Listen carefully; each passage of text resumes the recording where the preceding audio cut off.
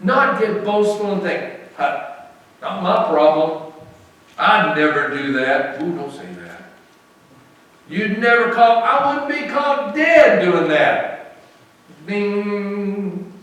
There's a tempter that says, aha, this is their blind spot.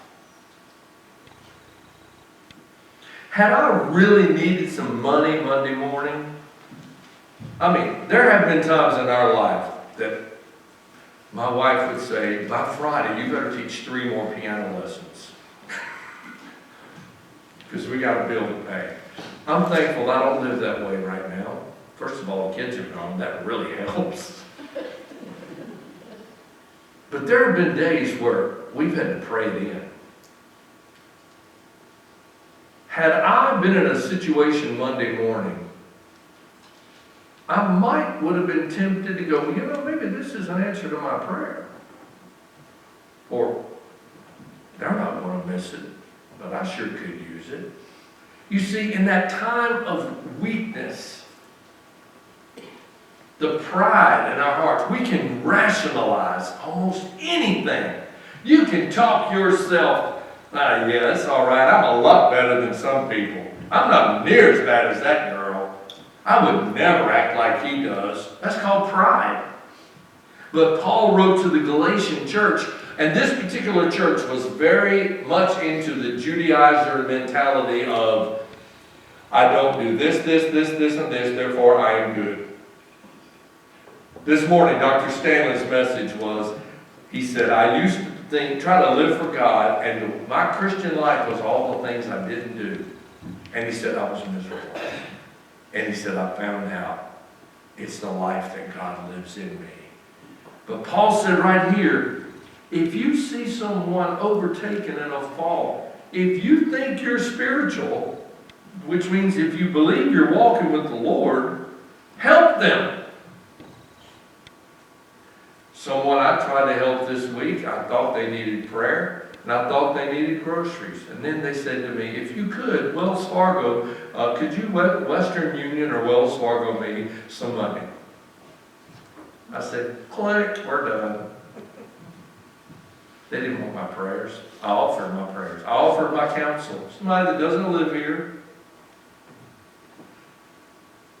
But I reached out to someone that I thought was needing help, and all they wanted was cash. Hey folks, don't give cash. Not smart. Give groceries. Give them gas, but don't give them cash. But he said, if they are really looking to be helped, reach out and restore them in a spirit of gentleness. Not a spirit of pride of, well, I'm a lot better than you and I'm going to try to help you. James 4:7 says, resist the devil and he'll flee from you. The next word is provision. God has made a way. Wow, this is so simple. I feel almost guilty taking a cab today, Anita. It's just, but you can give it to Cindy. Because the Bible really isn't that hard if you'll just read it. Trouble is, people don't read it. I'm going to say it again. You couples that aren't reading the Bible together, you're missing the glue that will keep you together. I say this to every young couple that I counsel.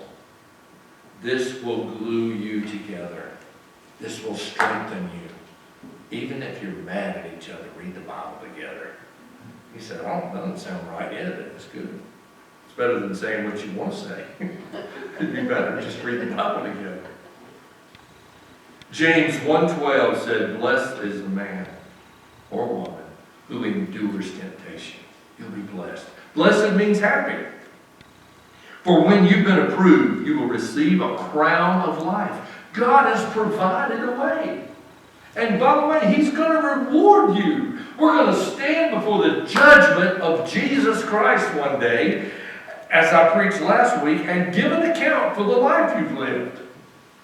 That gives me chills. Because I know I won't receive a reward for everything I've done. Because I haven't always done it with the right spirit, the right attitude. He said, you'll receive a crown of life, which the Lord has promised to those who love him. James 1:14, when each one is tempted, he's drawn away by his own desires and enticed. Let me tell you where the answer is. You say, I don't understand the Bible. I didn't say read Leviticus. Read Psalms and Proverbs. Read the New Testament. Dalton and I have identical Bibles. And we're a little off track, Dalton, but we're going to finish it. We studied the 30 life principles that Dr. Stanley wrote. They will carry you through. One of the principles he preached on today was obey God and leave all the consequences to him. Say that with me. Obey God and leave all the consequences to him. We have children right now that we're praying for. Grandchildren.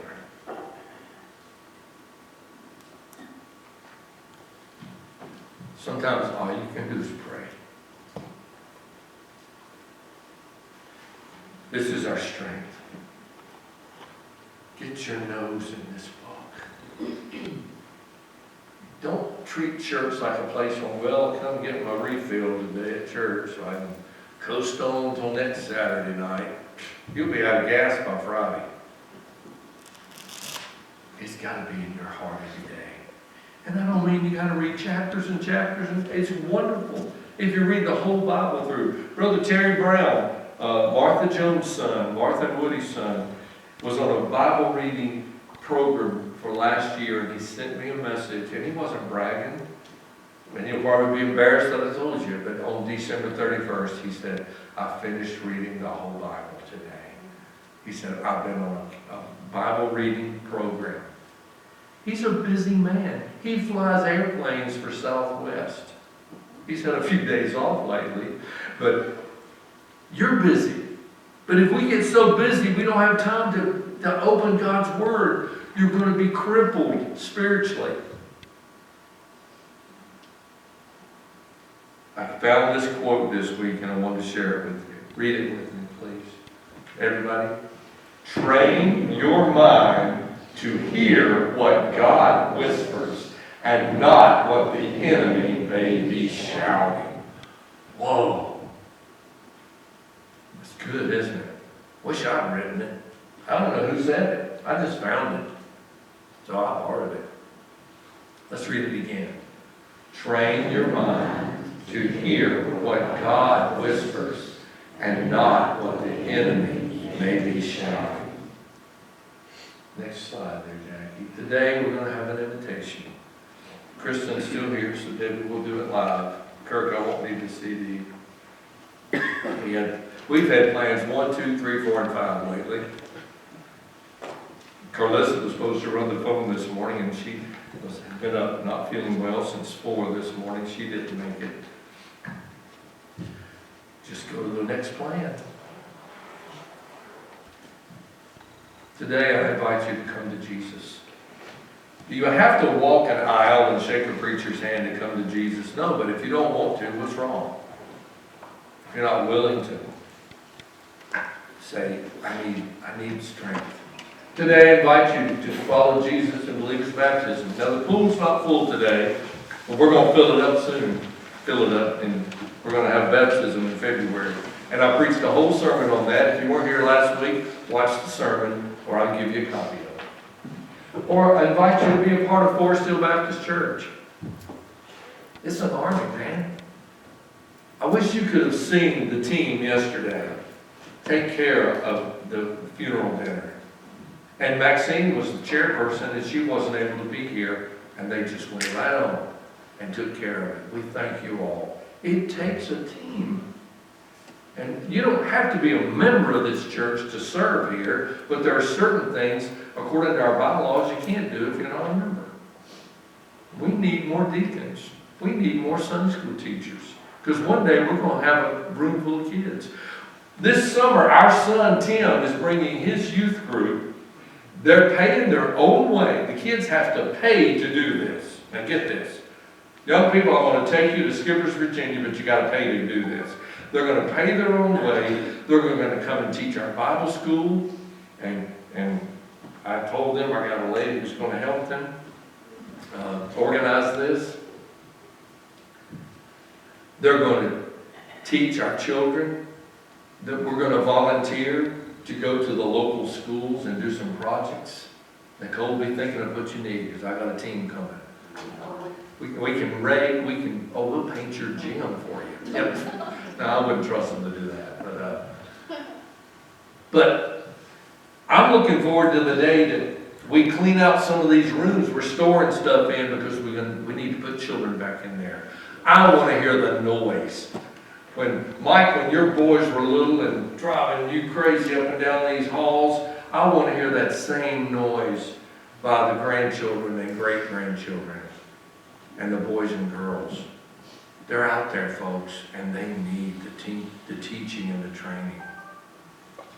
So I want to encourage you, lastly, to give your life to Jesus.